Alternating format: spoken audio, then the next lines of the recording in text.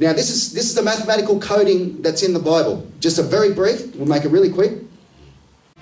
The Bible codes are a dramatic demonstration that what we have here really is the Word of God and not simply a historical tradition.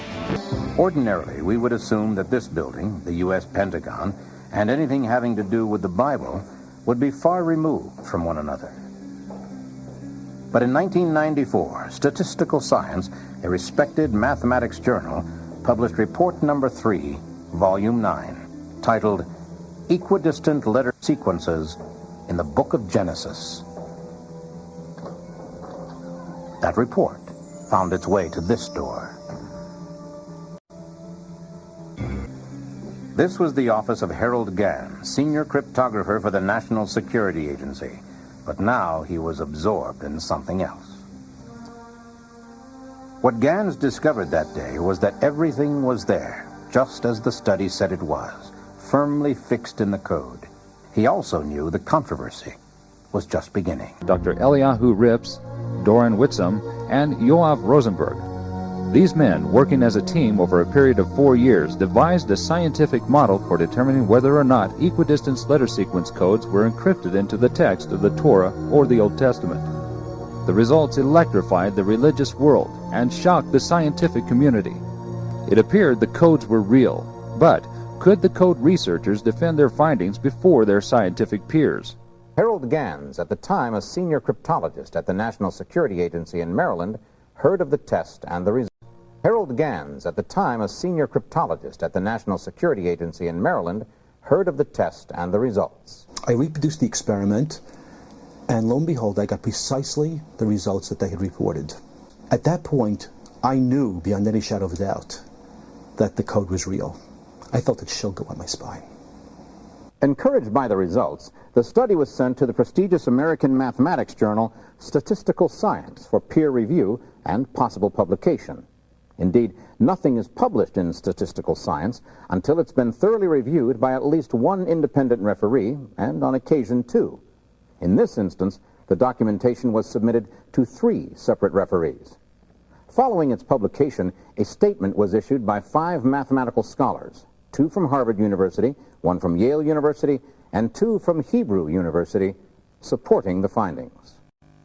Robert Koss, the editor of Statistical Science Journal and a professor at Carnegie Mellon University, is quoted as saying, "Our referees were baffled.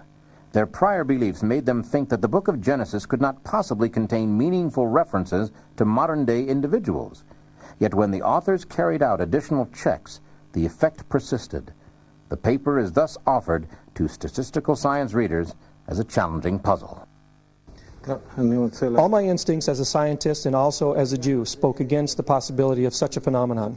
Yet despite this, the work of Whitsom, Rips, and Rosenberg presents a very strong scientific evidence that under intense scientific experimentation, the phenomenon is shown to exist.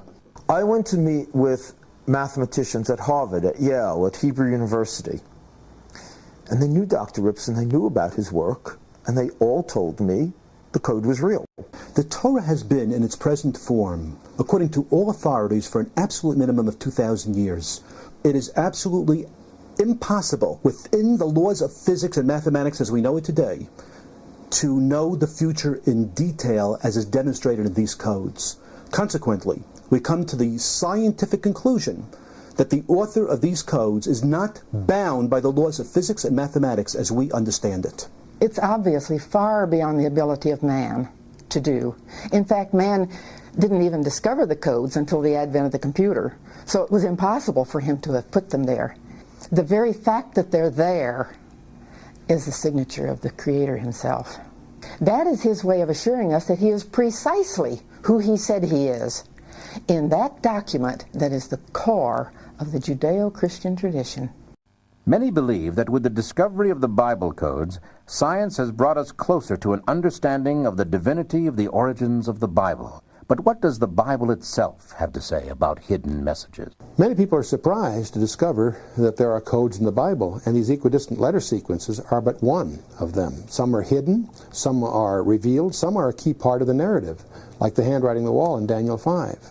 The Bible points out that it is the glory of God to conceal a matter, and the glory of kings to search them out. The computer has simply made it possible for us to discover codes that would be very difficult to find any other way. Originally, it was thought that only the Torah contained Bible codes. We now know that the entire Tanakh, commonly known as the Old Testament, has encoded information within the Hebrew text. Also, software is presently being developed to determine if there is a Bible code present in the Textus Receptus. All right, so scientifically now, they've literally proven that God wrote the Bible. This is what's so amazing. The Pentagon has studied it. The NSA, National Security Agency in America. Some of the best scientists in the world. It's been peer-reviewed. Peer-reviewed, atheists will argue black and white. Has it been peer-reviewed? In other words, have a group of scientists got together and proven all of this is true. Now you can say, yeah, it has. Back in the 90s.